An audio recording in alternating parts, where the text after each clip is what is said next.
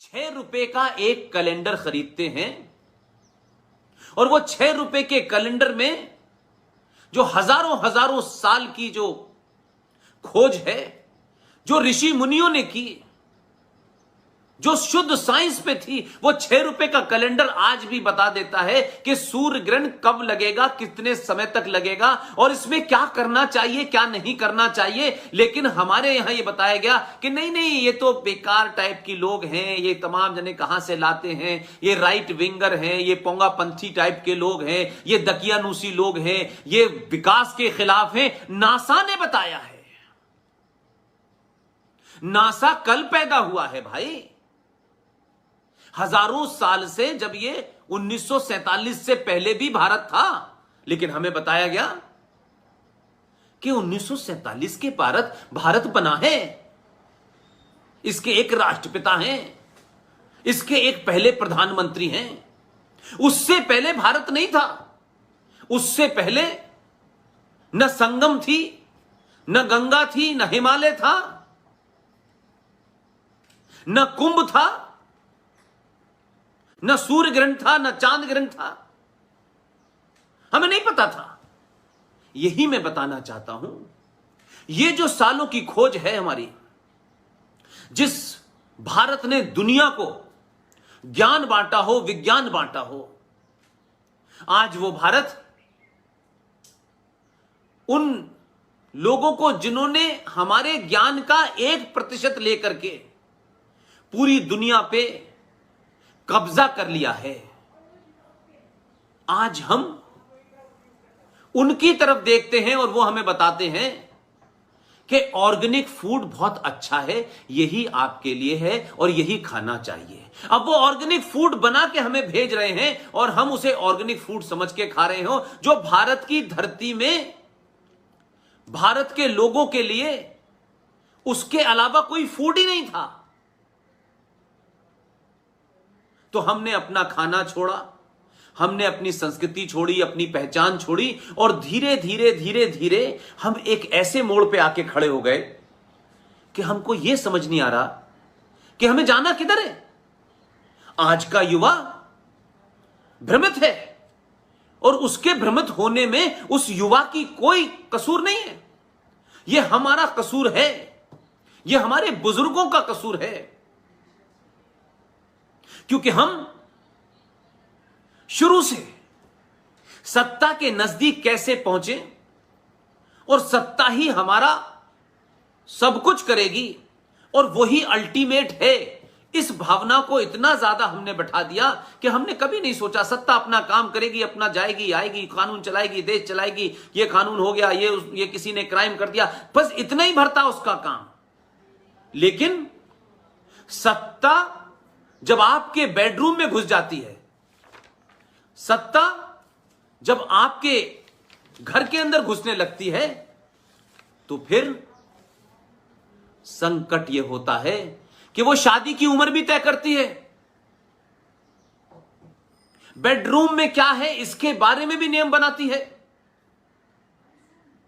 तलाक कैसे होना है फिर इसका भी नियम बनाती है। क्यों? क्यों? हमारी संस्कृति, हमारे संस्कारों में शादी जो एक ऐसा इंस्टीट्यूशन था जो कागज पे लिखने से मजबूत नहीं होता था, क्योंकि हमारी संस्कृति में जो 5 तत्व हैं, जिसे हम कहते हैं कि जिसके से हमारा शरीर बना है, वो आकाश हो, पृथ्वी हो, अग्नि हो, जल हो, वायु हो, उसी अग्नि के चारों तरफ फेरे लेकर के बिना किसी कागज की जरूरत के समाज के तमाम उन लोगों के सामने शादी की वो रस्म अदायगी होती है। तो अग्नि का इस्तेमाल हुआ जो सबसे पवित्र है, और सुबह 4 बजे तारों की छांव में जब विदाई हुई तो उस आकाश का इस्तेमाल हुआ।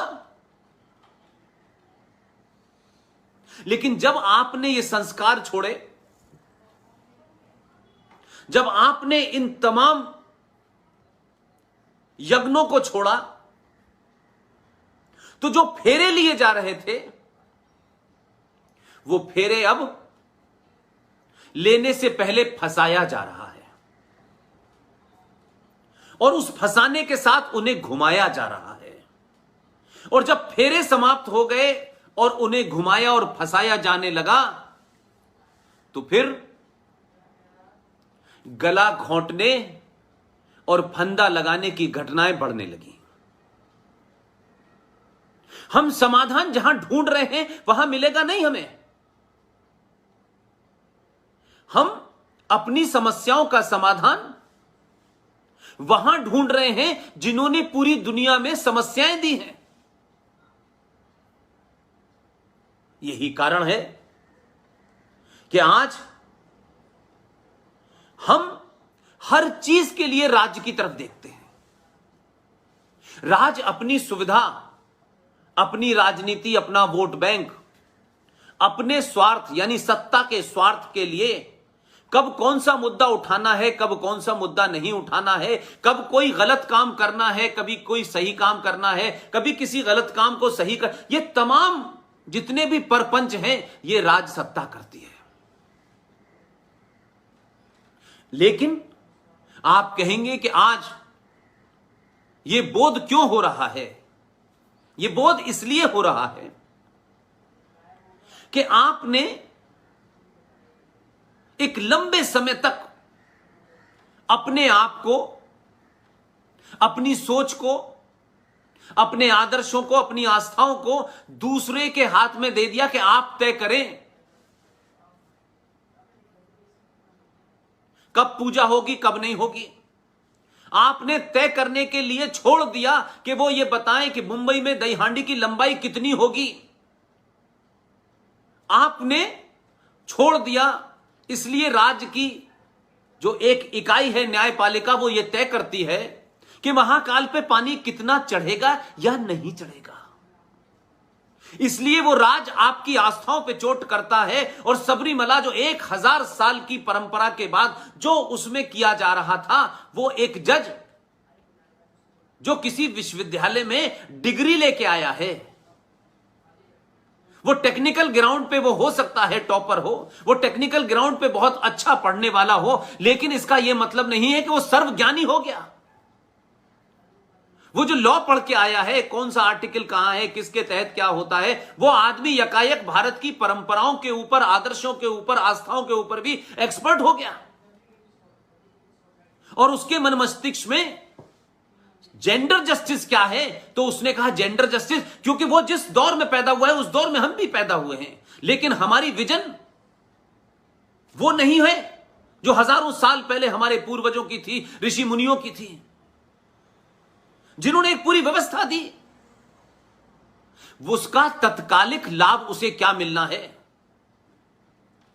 मैं जज के पद से उतरूंगा तो कहां का गवर्नर बनूंगा, मुझे कौन सी राज्य सरकार का फायदा करना है, कौन सी का नहीं करना है। इसीलिए उस राज्य ने 1000 साल पुरानी लंबी सफर के बाद एक परंपरा बनी। उस परंपरा को ध्वस्त करने में राज्य को 2 मिनट नहीं लगे। और राज्य भी चलाने वाले कोई बहुत ज्ञानी हो,